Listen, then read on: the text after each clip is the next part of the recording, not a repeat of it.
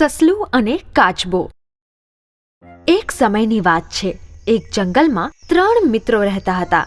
વરુ, સસલું અને કાચબો. એ ત્રણેય રોજ એક જગ્યાએ મળતા. વરુ અને સસલું સૌથી પહેલા પહોંચતા હતા, પણ કાચબો હંમેશા મોડો આવતો હતો. સસલું હંમેશા કાચબા ઉપર હસતું હતું.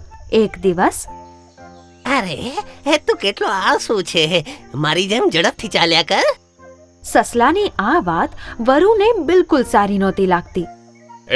એની સાથે એવી વાત નહીં કર. સાચું કહું તો તું ક્યારેય દોડવામાં એની સાથે જીતી જ નહીં શકે. એ કાચબો શું હરાવવાનો મને? એમ આટલો અહંકાર? ચાલો એક દોડવાની પ્રતિયોગિતા રાખીએ. જોઈએ છીએ કોણ જીતે છે. સસલું અને કાચબો એ વાત પર સહમત થયા. એમણે આરંભ અને અંતનું સ્થાન નિશ્ચિત કર્યું. પ્રતિયોગિતા શરૂ થઈ. સસલું બહુ ઝડપથી દોડવા લાગ્યું, પણ કાચબો ધીમે ધીમે પાછળ આવી રહ્યો હતો. સસલું ઉતાવળમાં ખૂબ જ ઝડપથી દોડી રહ્યું હતું. કાચબો મંદ ગતિએ પણ દ્રઢ નિશ્ચય અને એકાગ્રતાથી એનો માર્ગ કાપી રહ્યો હતો.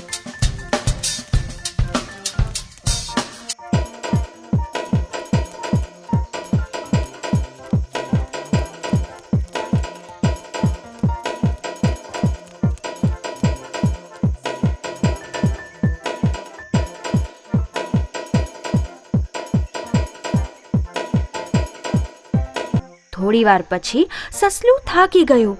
એણે પાછળ ફરીને જોયું તો કાચબો ક્યાંય દેખાઈ નતો રહ્યો.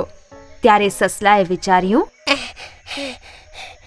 એ મારાથી ક્યારેય નહીં જીતી શકે. થોડો આરામ કરી લઉં. એટલું વિચારીને સસલું એક મોટા ઝાડના છાયામાં ભર ઊંઘમાં સૂઈ ગયું. થોડી વાર પછી ધીમે ધીમે કાચબો એ ઝાડની પાસે પહોંચ્યો જ્યાં સસલું સૂઈ રહ્યું હતું. એણે જોયું કે સસલું ભર ઊંઘમાં સૂઈ રહ્યું છે, પણ એ એની ઝડપે વગર અટકે એના સ્થાન તરફ વધવા લાગ્યો.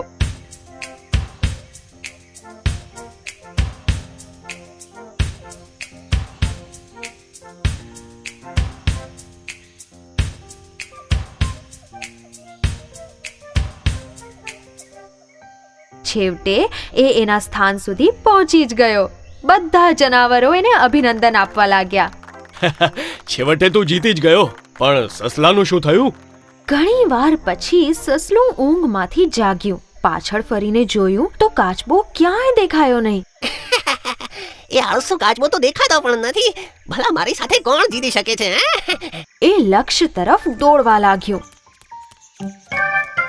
પણ અંતિમ સ્થાન પર પહોંચતા જ એ નવાઈ પામ્યું.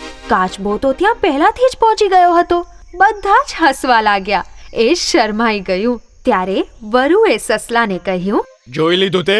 તારું ઘમંડ તારા લક્ષ્યમાં અડચણ બની ગયું. કાચબાએ ધીમેથી જ ભલે પણ ધ્યાનથી પોતાનું લક્ષ્ય પ્રાપ્ત કરી લીધું. એ જીતી ગયો. ક્યારેય કોઈને ઓછા ન સમજતો અને નીચા દેખાડવાનો પ્રયત્ન નહીં કરતો, સમજ્યો? દ્રઢ નિશ્ચય અને એકાગ્રતા હંમેશા લક્ષ્ય સુધી પહોંચાડે છે.